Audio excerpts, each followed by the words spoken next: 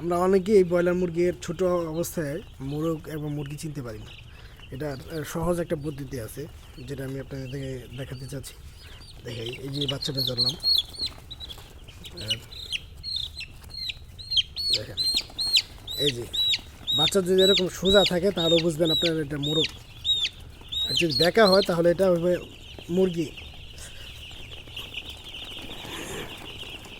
আর এই বাচ্চাটা ধরি,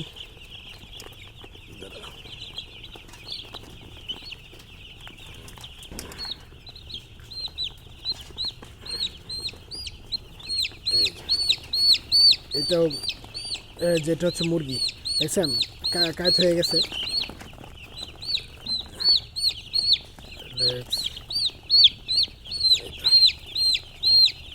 না না, এটা হচ্ছে মোরগ। আপনার মোরগ বাচ্চা যেটা সেটা কাত হয়ে থাকবে আর কি, উপর দিকে ওঠার চেষ্টা করবো।